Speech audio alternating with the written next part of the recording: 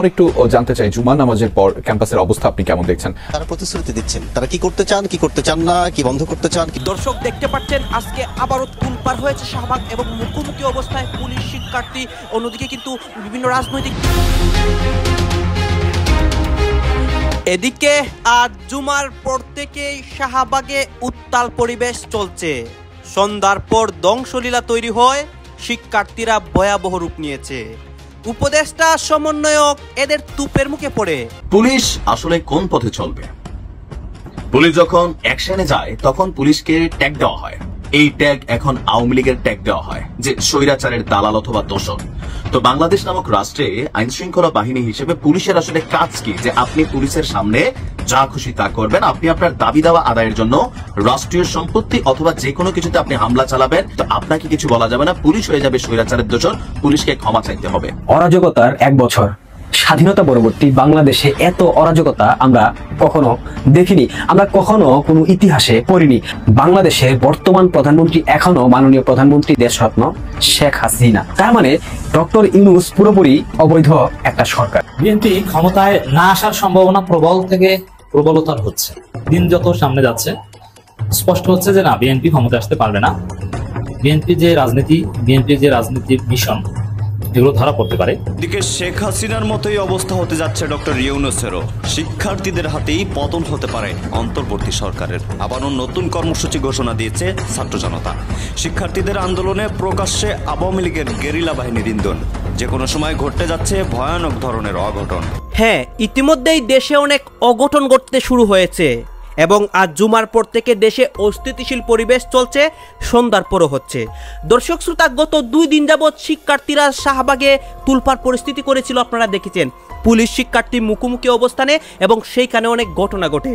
এখন আমরা কি দেখতে পাচ্ছি যে এই শিক্ষার্থীদেরকে অনেকে গোপনে থেকে সাপোর্ট দেয় এবং শিক্ষার্থীরা সরাসরি সমন্বয়ক উপদেষ্টা তাদের উপর অ্যাকশন নেয় এবং এই নিয়ে আমাদের দেশের বর্তমান সরকার তিনিও কিন্তু একটা পদক্ষেপ নেন। এইটা দেখলে আপনারা অবাক হয়ে যাবেন ইতিমধ্যে বাংলাদেশের মধ্যে কি হতে যাচ্ছে। দর্শক শ্রোতা, আপনারা সম্পূর্ণ ভিডিও দেখবেন। এই বিষয়গুলোকে কেন্দ্র করে অনেক নিউজ আমাদের কাছে আসে এবং ইতিমধ্যে লাইভ সহকারে শাহবাগে কি হচ্ছে সবকিছু দেখতে পারবেন। আসুন আমরা কথা বাড়াচ্ছি না, আমরা সরাসরি ভিডিওর মূল আলোচনায় চলে যাচ্ছি। পুলিশ আসলে কোন পথে চলবে? পুলিশ যখন অ্যাকশনে যায় তখন পুলিশকে ট্যাগ দেওয়া হয়। এই ট্যাগ এখন আওয়ামী লীগের ট্যাগ দেওয়া হয় যে স্বৈরাচারের দালাল অথবা দোষর।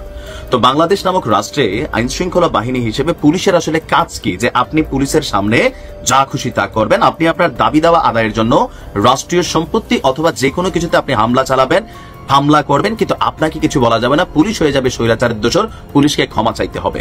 কথা বলছি ডিসি মাসুদ সাহেবকে নিয়ে ওঠা এই মুহূর্তের বিতর্কটায়। দেখেন, চুপ করে আর থাকতে পারলাম না। উইথ ডিউ রেসপেক্ট আমাদের যারা আন্দোলনকারী আছেন তাদের প্রতি। পুলিশ নামক বাহিনীটার এই দেশের নির্দিষ্ট কিছু কর্মকাণ্ড আছে। এখন 5ই আগস্ট পরবর্তী সময়ে বা 5ই আগস্টের এই সময়টাতে পুলিশকে মাইরা ঝুলানোর যে দৃশ্যগুলো, এগুলো পুলিশের নৈতিক মনোবল নষ্ট করে দিয়েছে। এরপরে আস্তে আস্তে পুলিশ যখন সংগঠিত হচ্ছে বা লিগেল ওয়েতে যখন তারা অ্যাকশনে যাচ্ছে, তখনই পুলিশকে হেয় করার জন্য অথবা পুলিশকে ঝুঁকানোর জন্য নানান ধরনের অ্যাক্টিভিটিস করা হয়। আমরা দেখছিলাম একটা ছাত্রের মুখ চাইপা ধরা সেই ফুটেজটা, যেটা নিয়ে এই মুহূর্তে বিতর্ক চলছে।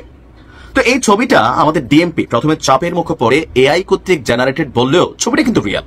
পরবর্তী সময় ফটো সাংবাদিক যারা তারা বলছেন বা ফুটেজ বলছে, কিন্তু এই ছাত্রটারও কি কোনো দোষ ছিল না? সে যে একজন পুলিশের ঘেটির দইরা এরকম মোসরা দিছে, ওইটা কি দোষ না? এখন আপনি যখন জাতি ভাই হিসাবে একজন পুলিশের উপর ঝাঁপাই পড়বেন, বাকি পুলিশরা আপনাকে চাইরা দিবে, এত ভদ্র পুলিশ তো এই দেশে নাই। আবার পুলিশ যদি এত ভদ্র হয়, পুলিশকে মাইরা মাইরা ঝুলাই দেওয়াও এই দেশে অসম্ভব কিছু হবে না। এখন আমাদের ডিসি মাসুদ সাহেব যে কথাটা বললেন, যদি আমি আইন ফলাইতে যাই তাহলে তো ভাই দেশে থাকা যাবে না। এখন পুলিশের এত বড় একজন ঊর্ধ্বতন কর্মকর্তার যদি মেন্টালিটি এরকম হয় যে এখানে গতকালকে যা হয়েছে বা মাঝে মাঝে বাংলাদেশের আন্দোলনগুলোর প্রেক্ষাপটে সরকার সমর্থিত অথবা সরকারের গ্রিন সিগন্যাল আশীর্বাদ পুষ্ট তারা যারা যখন আন্দোলনে যায়, তখন আমরা পুলিশের যখন বিতর্কিত ভিন্ন ভূমিকা দেখি, তখন আবার এই প্রকৌশলী শিক্ষার্থীদের উপর মুখ চাপার ভিডিওতেও মানুষের মধ্যে প্রশ্ন জাগে। এখন আমরা পুলিশ আসলে করবে কি? পুলিশের যেই ভূমিকাটা এখানে পুলিশ পালন করতে গেলেও ঝামেলা, না করতে গেলেও ঝামেলা। একটা রাষ্ট্রের স্থিতিশীলতার জন্য আইন শৃঙ্খলা বাহিনী পুলিশের ভূমিকা অপরিহার্য। এখন যদি আইন ফলাইতে যায় তাহলে কি হবে? ডিসি মাসুদ সাহেব বলছিলেন বাংলাদেশ ছেড়ে চলে যেতে হবে। রাইট নাও এটাই হবে। কারণ আপনি যেই দলের বিরুদ্ধে, যেই গোষ্ঠীর বিরুদ্ধে আপনি অবস্থান নেবেন, ওই গোষ্ঠী যদি সরকারের আশীর্বাদ পুষ্ট হয় অথবা মব সৃষ্টিকারী গোষ্ঠী হয়, এদেরকে ছাড়াইতে কখনো সমন্বয়করা, কখনো বিএনপির নেতারা, কখনো জামাতের নেতারা অথবা কখনো উপদেষ্টারা ফোন করবেন, তাহলে পুলিশ নির্বিঘ্নে কিভাবে ডিউটি করবে? এই মুহূর্তে শুধু একটা দলের নেতা কর্মীদেরকে ধরলে পুলিশ ডিস্টারবেন্স হয় না, সেটা হচ্ছে আওয়ামী লীগ। এছাড়া আপনি যখন যেখানে যারাই ধরবেন, ভাই একটা ইউনিট হিসেবে চলে আসছে স্টুডেন্টদের আন্দোলন। ভাই স্টুডেন্টের পড়ালেখা তো আছে নাকি? এই দেশে 5ই আগস্ট পরবর্তী সময়ে মনে হয় যে এই দেশে স্টুডেন্টদের আন্দোলন ছাড়া আর কোনো কাজ নাই। এই দেশে মূলধারা শিক্ষা কোন লেভেলে গেছে সেটা জরুরি না, শুধু আন্দোলন। মানুষ রাজপথে কতটা বিরক্ত সেইটা মানুষের বোঝার, মানে আমাদের ছাত্রদের যৌক্তিক অযৌক্তিক আন্দোলন, এগুলোর ব্যাপারে ডক্টর মোহাম্মদ ইউনূসের ভূমিকা কি বা তার প্রশাসনের ভূমিকা কি? পুলিশ যখন অ্যাকশন নিতে যায়, ডিসি মাসুদকে মাফ চাইতে হবে, ক্ষমা চাইতে হবে, পদত্যাগ করতে হবে, কেন ভাই? পুলিশের তো কাজ আছে। ডিসি মাসুদ যে বলছিলেন যে ভাই যদি প্রধান উপদেষ্টাকে নিরাপত্তা দিতে না পারে তাহলে তো চাকরি করার দরকার নেই, কথা তো সঠিক। আপনারা আন্দোলন করবেন, নির্দিষ্ট একটা জায়গায় আন্দোলন করেন, কিন্তু যে ছাত্রদের ভাষা 5ই আগস্ট থেকে আমরা শিখছি ভাই, জুলাই আগস্ট থেকে রাজপথে নাইমা মাইট টাইম না খাইলে আন্দোলন কিন্তু সফলতার মুখ দেখে না। এটাও তো আমাদের দেশের টেন্ডেন্সি। আসলে ভিডিওর বিষয়বস্তু শুরু কর্ম কি, শেষ কর্ম কোথায়? যখন নৈতিকভাবে কথাগুলা বলতে যাই, এই দেশটা পুরাটাই একটা ক্যাওসের মধ্যে চলে। পুলিশকে আইন ফলানোর জন্য আসলে এই ইন্টেরিম থেকে শুরু করে আওয়ামী লীগ, আগামী দিনে ভবিষ্যতে বিএনপি অথবা জামাত যারাই আসবে, পুলিশ কি আদৌ তার যে দায়িত্ব সেটা সঠিকভাবে পালন করতে পারবে? অপরাধী কোন দলের সেটা বড় কথা না, অপরাধীকে গ্রেপ্তার করো, এই ন্যায় নীতি পুলিশ কি ফলাইতে পারবে? এখন পুলিশ করবে কি আসলে? পুলিশ কারা? আমার আপনার পরিবারের মতন সাধারণ পরিবার থেকে উঠে যাওয়া কোনো ব্যক্তিরাই কিন্তু আসলে পুলিশের কর্মচারী হিসাবে তারা কাজ করে। যে কোনো সময় পুলিশের বিরুদ্ধে বিভিন্ন জায়গায় আমরা মব তৈরি হতেও দেখি। এগুলা সবকিছু নতুন দৃশ্য। এখন পুলিশ শক্ত হইলেও ঝামেলা, নরম হইলেও ঝামেলা। পুলিশ পড়ছে মাইন কাটছি পায়, যাবে কোথায়? আমি নিজেও জানি না এটার সমাধান কি। অরাজকতার 1 বছর, স্বাধীনতা পরবর্তী বাংলাদেশে এত অরাজকতা আমরা কখনো দেখিনি, আমরা কখনো কোনো ইতিহাসে পড়িনি, আমরা কখনো শুনিনি, জানিনি এত অরাজকতা বাংলাদেশে হয়েছিল। আমরা দাদা, নানা, নানু, নিনা সবার থেকে গল্প শুনেছি, ইতিহাস জানার চেষ্টা করেছি, কিন্তু কখনো কোনো ইতিহাসে আমরা পড়িনি বাংলাদেশ এত নৈরাজ্যকর পরিস্থিতির মধ্যে পড়ে গিয়েছিল, বাংলাদেশে এত অরাজকতা কখনো হয়েছিল। আমি প্রত্যেকের উদ্দেশ্যে একটা প্রশ্ন ছুড়ে দিতে চাই, 72-এর সংবিধান কি বাংলাদেশে এখনো বহাল আছে? এক বাক্যে আপনারা প্রত্যেকেই উত্তর দেবেন, হ্যাঁ এখনো বহাল আছে। যদি সংবিধান বহাল থাকে তবে বাংলাদেশের বর্তমান প্রধানমন্ত্রী এখনো মাননীয় প্রধানমন্ত্রী দেশরত্ন শেখ হাসিনা। অন্তর্বর্তীকালীন সরকার নামে বাংলাদেশের সংবিধানে কোনো টার্ম নেই, তার মানে ডক্টর ইউনূস পুরোপুরি অবৈধ একটা সরকার, যার না আছে কোনো আইনি বৈধতা, না আছে কোনো সাংবিধানিক অস্তিত্ব। আজকের ভিডিওতে বাংলাদেশের অনির্বাচিত অন্তর্বর্তীকালীন সরকারের শাসনামলে মানবাধিকার লঙ্ঘন, রাজনৈতিক দমন নিপীড়ন এবং ভয়াবহ অর্থনৈতিক অবস্থায় যে উপনীত হয়েছে দেশ, সবকিছুর প্রমাণ ভিত্তিক তথ্য ও পরিসংখ্যানের ভিত্তিতে আন্তর্জাতিক সম্প্রদায়ের কাছে বাংলাদেশের বর্তমান পরিস্থিতির সঠিক প্রতিফলন তুলে ধরার একটা সামান্য চেষ্টা করছি। আশা করি আপনারা সবাই ভিডিওটা মনোযোগ সহকারে প্রথম থেকে দেখবেন। সংবিধানের 166 অনুচ্ছেদে রাষ্ট্রপতির ব্যত্যয় করে এবং মাননীয় প্রধানমন্ত্রী শেখ হাসিনা পদত্যাগের মাধ্যমে এই সরকার সম্পূর্ণ সংবিধান বহির্ভূতভাবে গঠিত হয়েছে এবং এটি অনির্বাচিত সরকারের শপথ গ্রহণ বলে স্বীকৃত এবং আন্তর্জাতিকভাবে প্রমাণিত। যেই বিষয়গুলো আন্তর্জাতিকভাবে অনুসন্ধানে উঠে এসেছে, বিচার বহির্ভূত হত্যা এবং পুলিশ হেফাজতে মৃত্যু, সর্বমোট 376 জন ব্যক্তি গুম হয়েছে, নিখোঁজ হয়েছে। বিচার বহির্ভূত হত্যায় নিহত হয়েছে সর্বমোট 47 জন, 12 জন পুলিশ হেফাজতে নির্যাতনের কারণে মৃত্যুবরণ করেছে। এ পর্যন্ত 20 জন রাজনৈতিক বন্দী হিসাবে জেল খাটছে। রাজনৈতিক প্রতিক্রিয়া, আওয়ামী লীগ ও তার সহযোগী সংগঠনের 205 জন নেতাকর্মী নিহত হয়েছে। এদের মধ্যে ঢাকা বিভাগে 72 জন, খুলনা বিভাগে 39 জন, রাজশাহী বিভাগে 29 জন, রংপুর বিভাগে 24 জন, বরিশাল বিভাগে 15 জন, চট্টগ্রাম বিভাগে 15 জন, ময়মনসিংহ বিভাগে 7 জন এবং সিলেট বিভাগে 4 জন। আওয়ামী লীগের কেন্দ্রীয় কার্যালয় সহ প্রায় 3056টি অফিস ভাঙচুর, অগ্নিসংযোগ এবং লুটপাট করা হয়েছে। ঐতিহাসিক ও ধর্মীয় প্রতিষ্ঠানে হামলা, সামরিক ও আধা সামরিক বাহিনীর সম্পূর্ণ সহযোগিতায় স্বাধীনতার মহানায়ক, স্বাধীনতার মহান স্থপতি বঙ্গবন্ধু শেখ মুজিবুর রহমানের স্মৃতিসৌধে ধ্বংসযজ্ঞ চালানো হয়েছে। আগস্ট 2024 থেকে মে 2025 পর্যন্ত কমপক্ষে 34টির অধিক মাজার ধ্বংসস্তূপে পরিণত করা হয়েছে, সবকিছু লুটপাট করে নেওয়া হয়েছে। আইন শৃঙ্খলা বাহিনীর উপর সহিংসতা, 44 জন পুলিশ সদস্যকে হত্যা করা হয়েছে, 5 জন সেনা সদস্য নিহত হয়েছে। 500টির অধিক থানা অগ্নিসংযোগ এবং ভাঙচুর করে সবশেষে গোলাবারুদ এবং অস্ত্র লুট করা হয়েছে, অধিকার হরণ করা হয়েছে। সামাজিক পরিস্থিতির অবনতি, শিশু নির্যাতন ভয়াবহভাবে বেড়ে গিয়েছে। 2025 সালের প্রথম প্রান্তিক জানুয়ারি থেকে মার্চ সময়কালীন 525 জন শিশু নির্যাতিত হয়েছে, যার মধ্যে নিহত হয়েছে 460 জন। 2024 সালে শিশু নির্যাতনের শিকার হয়েছিল 1256 জন, কিন্তু হত্যাকাণ্ডের শিকার তেমন একটা ঘটেনি। 2025 সালে এ সংখ্যা বেড়ে দাঁড়িয়েছে 1448 জন। সংখ্যালঘুদের উপর নির্যাতন, 29 জন সংখ্যালঘু নিহত হয়েছে পর্যন্ত, 15 জন ধর্ষণ এবং শ্লীলতাহানির শিকার হয়েছে। সংখ্যালঘু সম্প্রদায়ের 1000টির বেশি ঘরবাড়ি ভাঙচুর করা হয়েছে, 20টির বেশি মন্দির, চার্চ, প্যাগোডা আক্রমণ ও লুটপাট করা হয়েছে। কমপক্ষে 2448টি সংখ্যালঘু নির্যাতনের ঘটনা ঘটে গেছে। গণতন্ত্র দমন, অনির্বাচিত সরকার শেখ হাসিনার স্থলাভিষিক্ত দেমির মির্জাকে ক্ষমতায় বসিয়েছে। সরকার গঠনের পর সব ধরনের গণতান্ত্রিক অধিকার কেড়ে নেওয়া হয়েছে। নাগরিক সমাজ, স্বাধীন সাংবাদিকতা এবং বিরোধী রাজনৈতিক দলগুলোর উপর রাষ্ট্রীয় দমন চালানো হচ্ছে। ধর্মীয় উগ্রবাদ এবং আইনের অপব্যবহার, সরকার পক্ষীয় সন্ত্রাসীরা ধর্মীয় উগ্রবাদী গোষ্ঠীকে সহযোগিতা করছে। ডিজিটাল সিকিউরিটি অ্যাক্ট ব্যবহার করে এখন পর্যন্ত 300-এর অধিক সাংবাদিককে হয়রানি করা হয়েছে। গণমাধ্যম নিয়ন্ত্রণ এবং সাংবাদিকতা দমন, গণমাধ্যমে সেন্সরশিপ চালু করা হয়েছে। 34 জন সাংবাদিকের উপর হামলা চালানো হয়েছে। সাংবাদিকদের পেশাগত দায়িত্ব পালনে বাধা দেওয়া হয়েছে। সামাজিক যোগাযোগ মাধ্যম পর্যন্ত নিয়ন্ত্রণ করা হচ্ছে, যেটা নিঃসন্দেহে ফ্যাসিজমের চূড়ান্ত পর্যায়ে, চূড়ান্ত রূপ। নাগরিক অধিকার ও স্বাধীনতা লঙ্ঘন, নাগরিকদের ব্যক্তিগত স্বাধীনতা সীমিত করা হয়েছে। 15 জন সামাজিক ও রাজনৈতিক নারী নেত্রীকে হয়রানি করা হয়েছে। নির্যাতনের মাধ্যমে একজন কিশোরকে হত্যা করা হয়েছে। এছাড়াও নারী ও শিশুর উপর নির্যাতন মহামারী আকার ধারণ করেছে।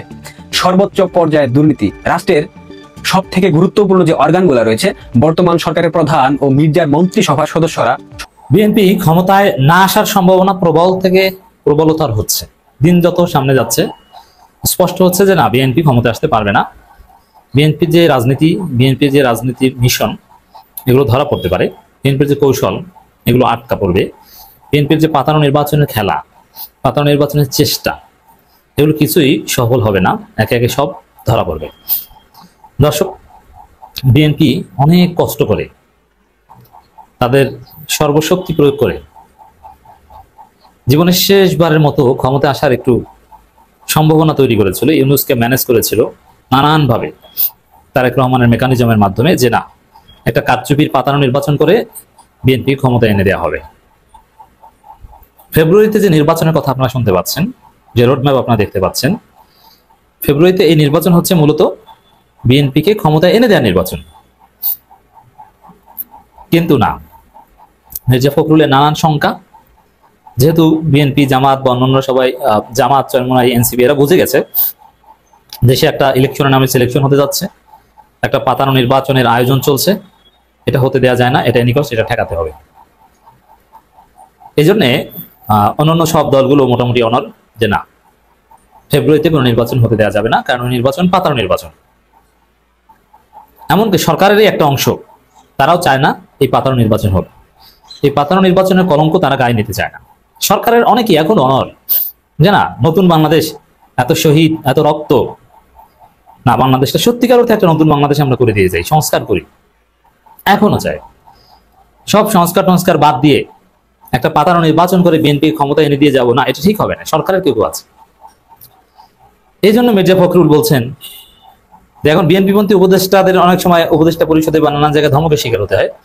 এই জন্য তারা বলছেন যে অনেক উপদেষ্টা অনেক ক্ষেত্রে অসহায়, মানে বিএনপিপন্থী উপদেষ্টা অনেক ক্ষেত্রেই বাধার সম্মুখীন হন।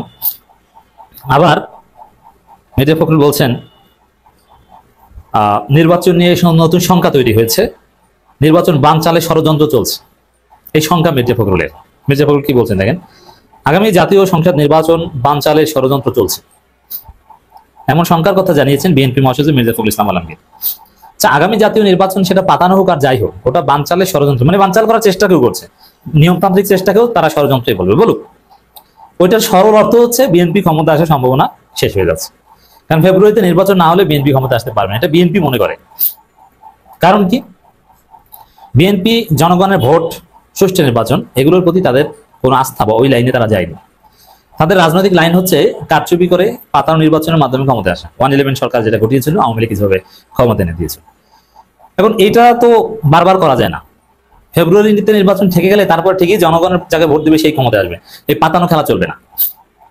এই কারণে ফেব্রুয়ারিতে নির্বাচন বিএনপি চাই। ফেব্রুয়ারি মিস হলে পাতানো খেলা শেষ, কারণ তখন কিন্তু ইউনূস চলে যাবে। এখন অন্য কেউ আসবে না, আবার তাকে বিএনপি ম্যানেজ করবে, এত সহজ না।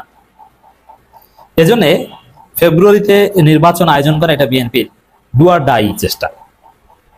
তারা মনে করছে যে ফেব্রুয়ারিতে নির্বাচন হলে আমরা ক্ষমতা আসবে, নইলে ক্ষমতা আসবে না। যেহেতু বানচালের ষড়যন্ত্র চলছে, আবার সরকারের একজন উপদেষ্টা শারমিন মুর্শিদ বলেছেন না দেশে অশান্তি হলে নির্বাচন কিসের, নির্বাচন হতে হলে শান্তিপূর্ণ পরিবেশ বজায় রাখতে হবে। এত সোজা না।